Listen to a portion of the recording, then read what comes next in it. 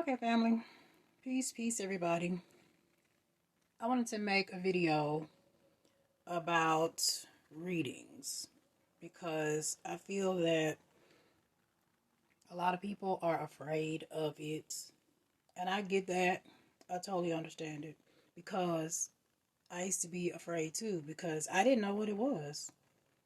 And I always was taught it was from the devil. And I made a post somewhere saying on somebody's message, we give way too much credit for the devil. It is not from the devil. And unless I guess you channel the devil and you get your information from the devil, but no. Um, I offer it as spiritual therapy. I remember when I went to the last time I went to the therapist was, it had to be 3 or 4 years ago. And I remember him saying to me, I'm going to be the last therapist you ever need. And I was like, really? It was this African guy. Man, I forgot his name. He's actually in one of my songs saying something in French for me. Man, I can't think of his name. Oops. But anyway, and I was like, okay. But he said that because he felt like I already had it all in me. I have what I need.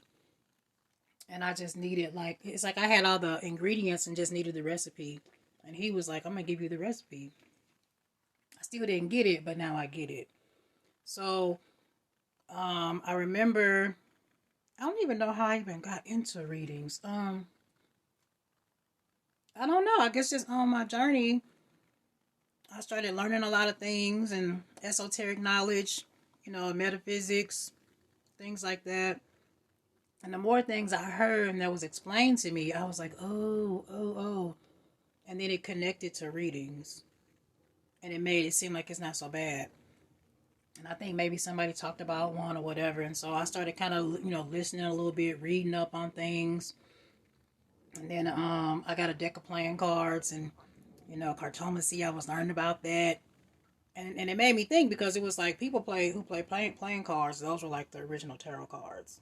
And so people play with them all the time and have no clue. And I was like, So I, studied that, researched that. And I try to do a little layout, you know, and ask myself some questions and just learn about intuition. And then I started like watching all kinds of videos. How do you shuffle? How do you this? How do you that? What kind of layout is it? So I learned like so much. And then eventually I got to where, I was able to connect with my own higher self, my own intuition, and do my own layouts and just my own thing. Because you're supposed to personalize it and make it your own. It's your connection that you have. And so I was in school to be a therapist, you know. And so it's really just like you don't have to go to school for that to get their way to do it. You do it this way, because the stuff that you learn in school, they got from all the information from back in the day, back in Egypt and before. They got that information. They call it the European mysticism, whatever. But it's based on that. Carl Jung and all them, they was reading the Nag Hammadi. They was reading all these different books and tapping into stuff. Then created this system, this schooling to teach you how to be a therapist when you could just do it yourself. Just tap in yourself. And of course, melanin plays a big difference in that, you know, along with what you read and just getting the power. So I'm like, let me just like talk about it a little bit. And when I started doing it, doing my own readings, I started doing my own because I'm like, I can't lie to myself. I was like, I might go to a reader and they'll be like, so how you doing today? And I'll be like, fine. And that's a lie. What do you think about this? I could tell them anything. Or I probably would be trying to challenge them or something. So I was like, let me just do my own because I'm not going to lie to myself. And even if I tried to lie to myself, I can't. And why would I? I don't want to. So when I started doing the readings, and I was reading the information connected to the cards because, all the cards come with little books and stuff. So you get to learn oracle cards, tarot cards, whatever. And even the playing cards, the cartomancy, the numbers, they're just with like the ace of spades, the ace, 2, 3, 4, 5, like that, and the jack, king, queen. All those things mean something. So it's like once I started doing my own and buying, getting different decks and reading all the different cards and what they say in the books, I was like, this is therapy. It is not deviltry at all. I was like trying to keep people away from this is the deviltry, because you can learn so much about yourself, your surroundings, your viewpoint, how you think. It really connects you with what you're doing every day and what you're not doing and what you're supposed to do and what's going to be good for you. And so I thought, well, let me just like share and show some stuff. So I changed my little area around a lot, but for right now, this is my area in my closet. I got this huge closet, and I thought, hey, this is going to be my new spot. So this is where, for now, I sit and do my stuff for myself. And for others too, And it's just my little spot. I have my water, and I got my little plants, and I have my feathers, and my incense, and my box for incense. And I have like tons of crystals, and I have my candles and, all that. And just, people looking at this is like, oh, what does all that mean? It's just about having the elements of nature around you, earth, wind, fire, water, having all the elements around you to help create an environment of peace, so you can really focus on what you're doing, And I have lots of different decks of cards. And I have this little book that I write like a lot of my things in, so that if I ever, this is what I see. So if I ever had to leave the house for some reason, the only thing I'm taking is this book. If I had to grab something real quick, because this is so much good information pertaining to me. And it's funny, when the fire happened down the street and I was sitting in the emergency room because I was, from the smoke inhalation and throwing up and stuff, I looked over on the table and I had this, and I had my wand in my purse, but I totally had this. But there's cards that teach you about different things, different types of decks for different types of things. And I think I lean more towards oracle cards, because I like to discuss things on your feelings. And I always have people to, take some deep breaths and get in a meditative mode and tell me where they feel they are and where they want to go, where they feel like they want to be or should be. And then I go from there. And most of the times, people already have the answers and know what they want and what they need. But just don't say it, won't say it, afraid to say it, need some validation, need to hear from somebody else, So while we're talking, we're talking about what's going on with you. And, people start to open up more and more and more. And I can pick up on like a lot of things. I don't need any cards to like read somebody. It's like it's instant. As soon as I see people, I'm like, I can tell you like 10 things about a person. And that's just naturally me. That's just how I am. I'm just very observant. I pay attention to details, myself and everybody else. And it's not to critique. It's just automatic. Like, boom, I see 10 things at once. They got on green. They got their hair like this. They got their makeup like this. Their eyes say this. And they're shifting their body. And then they got their head to the side. And they mean, so it's like, oh, okay. So when you already are like that, this helps. Whether you go to school to be a therapist or not, when you are attentive and you are tuned into other people's emotions, including your own, then this is what you do. So, like, okay, so for example, this is one of my favorite decks. Lord Ganesha. It's called Whispers of Lord Ganesha. I love Ganesha. And like, this card talks about insight, and this card talks about revelations. So to give you an example, each one comes with like a book, and it tells you what each card is talking about. So let's just say, let me see, how was it? This one was my top, my flip over card. Revelation, which is number, what's that say? Oh, God. Put on my glasses. Look, I gotta pick it up. Yeah, number 15. I knew that. Shit. Okay, so anyway, so number 15. So number 15. It says, Revelation. Get ready for key change in your external and internal worlds. You have come to the end of a cycle, and it's time for you to create something new.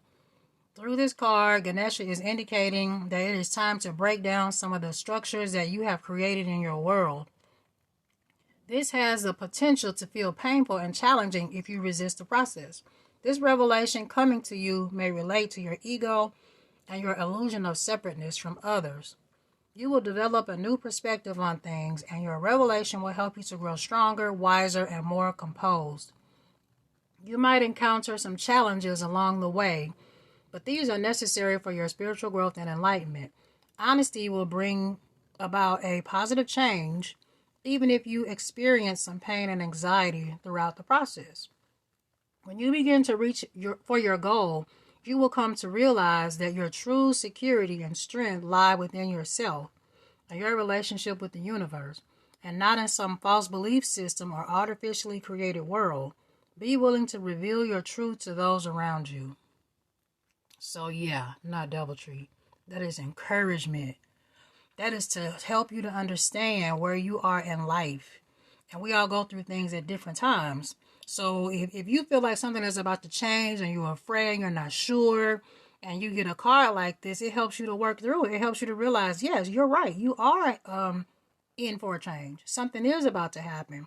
And so you have to look within, see where you are, and look outside and see what's going on. And yeah, it might be challenging, but it's necessary.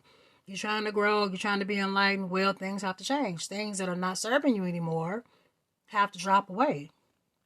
Whether you like it or not, it really depends on how bad you want the change and how much you want to challenge yourself so that at the end of the day, things are positive, right? Right. So that's an example, right, of what happens in my type of readings. So the second card from Ganesha is number 26, which is Insight.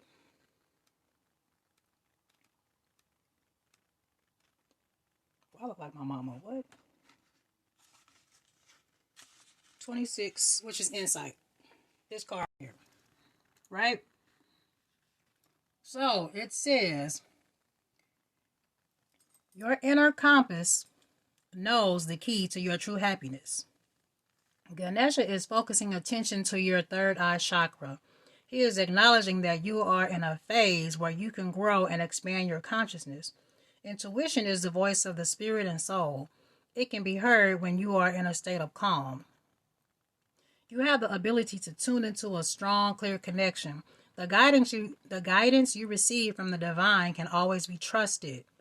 The intuitive insights you receive speak to you about things that directly affect your life, relationships, and personal process.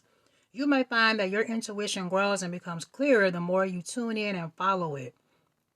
The more you clear the third eye chakra energy space and practice it using your intuition, the more clearly you will see in every way. Indigo blue is the color for the third eye chakra.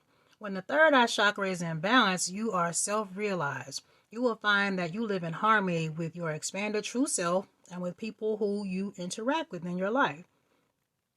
This does not mean that you will never have problems, but rather you'll look at them with a different perspective. You may find that you are charismatic, empathic, and highly intuitive. You are intelligent with a good imagination and accurate perceptions. Not DoubleTree. Encouragement. And it goes right along with the other card. Insight leads to revelation. Revelation leads to insights. So as a result, not only are you, like I said before, you're seeing what's going on inside, you're seeing how to connect it with everybody outside. And so then these other decks that I use, like this one right here, this one is the White Sage Tarot. And this one, deals more with like the numbers and cups and wands and swords. But all of these cards tie directly into these two. It's amazing. They tie directly into these two. Having a new start, a new beginning. You need to relax. Accept what's coming to you. The things you've been asking to change is gonna happen. The death card. People get scared about the death card, but the death card means it's just like the cycle of life. In the fall and winter, everything dies, and then in the spring, everything comes back anew. So you can't say, "Oh, I want my whole life to change to something new," while you still holding on to the old. It doesn't make sense. You can't get a new hairstyle while trying to keep the old hairstyle. Like it don't work like that. And it's funny how we will see changes in nature happen like that and accept it, and it's okay. If stuff didn't stay in that cycle, we would think something is wrong. What is wrong with nature? The flowers are not regrowing. We're not getting the new harvest. But then when it's like that with us, we don't get it. We don't accept it. We're supposed to go through a death cycle of what doesn't serve you out so that you can leave room for what's coming in. And it just makes sense. So a lot of this is intuition based. And when a person like me or other people who are, into like different types of cards and things like that, we've read them enough. I've read all the stuff in the books so many times on myself. So a lot of times I don't even have to like pick it up to like reread what it says. When it comes out, I'm like, oh, I know what that means. I know what these means. I know what that means, because I've read it enough and I retain it and I get it. I'm just that kind of person. So when you go to like a regular therapist and they'll tell you the same stuff that I just told you, people will accept that. And they'll pay like $125 an hour, $200 an hour, for something like that they got from stuff like this that came from Egypt from back in the day. It's the same thing. It's the same thing. But it is kind of funny though, because people will demonize therapy. I remember when I first started going to therapy, like, shoot, I took my own self. I had to be like, was I 21 or something like that? One of my friends, she was always talking about therapy. Ooh, girl, my therapist said this. And I said, and she was telling her therapist everything, all her problems. And I was like, you tell them all your problems like that and they don't think you crazy? She was like, no, they don't. I was like, ooh, I'm going. I was like, because I am going through too much. From suffering abuse, from religious stuff and just crazy, all kind of stuff. And I was like, I don't have nobody to talk to. Nobody is listening to me. So I went to the therapist, and the therapist was like, listen to everything I said, and then was giving me like the right answers, saying the right stuff that I needed to hear. And I thought, I knew I wasn't crazy. I knew I was mad for a reason. I knew I was hurt for a reason. I knew I was eating too much for a reason, eating my feelings away. I knew all this, but it's like, you don't know what to do. How do you handle this stuff? How do you handle this shit, And a lot of times families won't talk about problems like that. They will not talk about that. And if they see you going to therapy, they're like, uh-oh. And it's a reflection back on them a lot of times of what they're not doing. And maybe what they need to handle, or maybe what they even needed to save you from if they would have worked it out in the first place. So I had no shame in the game. I was like, I don't care. I don't care if everybody talk about me or don't like me or whatever. I'm going to help myself. I'm going to help myself. And that's what I did. And I do that. Fast forward to this day. I still help myself. And this is a whole nother way to do it. It's amazing.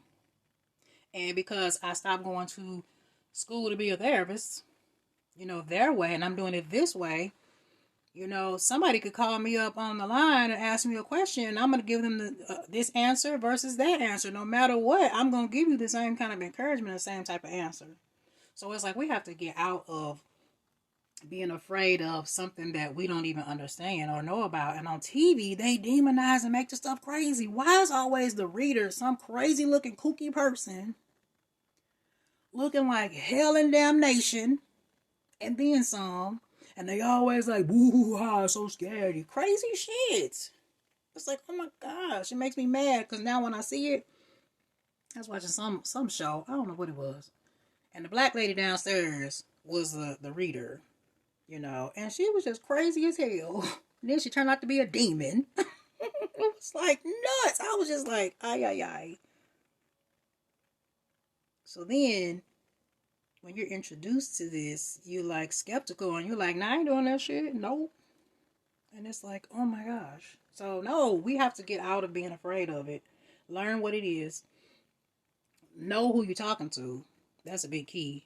If somebody wants to talk to you about these kind of things or listen to your problems, what the deal is. You know, you know, you know. So anyway, I'm going to give a couple more examples.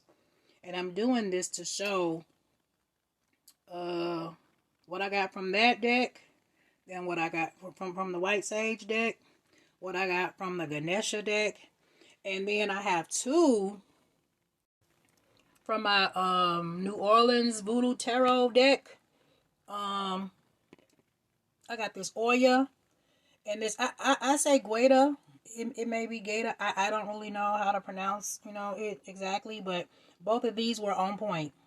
Both of these were on point about starting anew.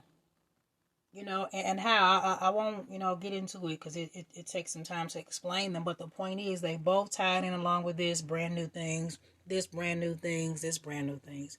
And then this one's my favorite deck, my Kali Ma deck. My gosh, whenever I read anything from this deck, I try to do one card a week, because I know that they are for me, because it's my spiritual mama, Uh, yeah. So anyway, it's deep, and it really deals a little bit more with when you are speaking on a situation, all the things that you have on the inside of your head that you're not speaking, that you're not saying. It's like these cards, like they go that deep, and it's like, wow, how could this be written like this to really help me with my inner issues? That's divine. That's the divine help that we need, that is sent from, let's just say, above to us. And a lot of us are just like rejecting it, saying no, no, no, because of our old religious beliefs and backings, or same religious beliefs and backings. And if that stuff ain't like did you right by now, you gotta look at something different. So I'm gonna read about this card. Is it 36? Blind self. What's this one? Yeah, 36. 36, Arthur of Kali. So I like the Kali cards because they show different aspects of her. And I was just talking to a sister on the phone about this. I can understand that because I have different aspects of myself. My name is Latrice. Yes, that's my government name. But I have a lot of aspects. I have a lot of nicknames. I have Treese. I have T. I have Mama T. I have Miss T. I have Treese Babe. I have a lot of them. And I am all those people. And it's funny because all of those different aspects of me is really different. The people that call me Miss T, it's kids. Little kids. And I'm a different way with them. The people that call me Mama T, I'm a different way with them.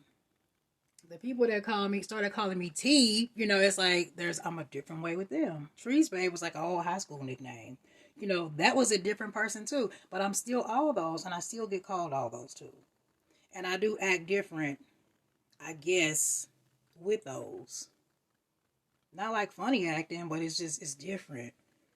So it's the same. There's different aspects of different divine beings. And Kali Ma has a lot of them. And she's Kali Ma in one, I'm not even going to say mythology, in one time.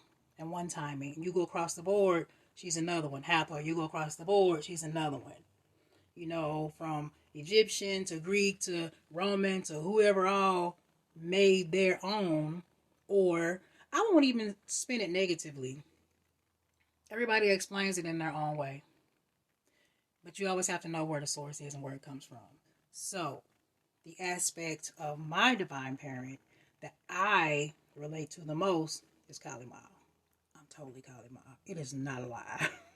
And I embrace it more and more every day. I love it because I don't play. But I love people, but I don't play. You know, I'm like a straight warrior. And I like that. So, anyway, one of the aspects of Kali is Artha of Kali. Right here. Look at that. Yeah, that's powerful, right? So, this is what it is. Artha of Kali.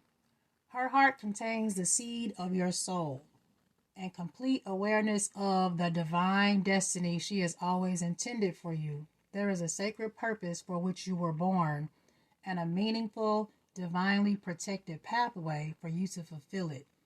Only you can decide to put your faith and commitment into the path and to take one step at a time in honoring what has value to your heart, turning into her loving plan for you. In taking those steps, the pathway will reveal itself and you shall attract great blessings that will benefit all beings. And I like it because a lot of times it talks about how to help yourself and then in turn help all beings. And that's the point. Because I came here with a double mission. And my double mission is to help myself, to help my family line, to help my ancestral family line, to help my line, my lineage that's actually came from me, from my belly, you know, my child and my grandchildren and on down my line, but also reverse back up from my two parents and back on, you know, through the bloodlines, which is why I'm now heavy into burning ancestor money every day because I get it now. I get what that means. So also part of my journey is, you know, in helping me is to deal with trauma, deal with past family trauma, you know, like in this time, previous lifetimes, across the board now, and just previous, you know, because our families be having some shit to heal, and we won't, and we have generational curses. A lot of times it's because we put them on ourselves too, you know, by saying stuff that we shouldn't be saying, shouldn't come out of our mouths. So that's my first mission, you know, is to myself and my family line and healing. And then my second mission, the double part, the second part is me helping others. And the way I help others is by sharing it, telling it, talking about it like I'm doing right now. Because I don't know who all needs to hear things or who needs help, but I tell you what, I learned so much from different people's videos. So much.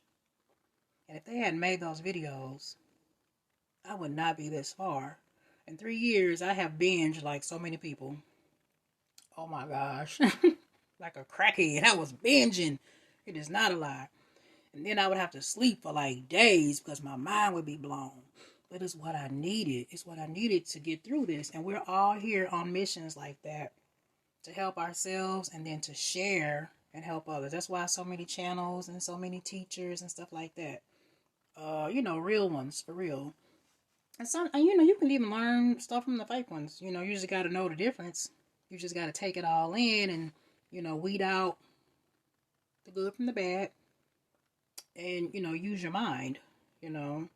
So there's a lot more, you know, to that card and to these pages. It's like 2 or 3 more pages.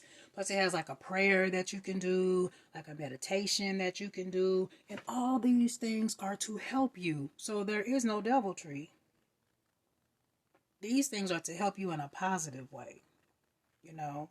So I guess that's really all I'm going to say about it. You know, I could go on and on about it. But the point is, you know, I feel like as a people and as a whole, we have to stop fearing things we don't know about. And we can't just listen to whatever people tell us is good or bad. We have to like research it and experience for ourselves. And that's very important because I was raised as a Jehovah's Witness. And the rule there was you don't research nothing outside of what they're telling you.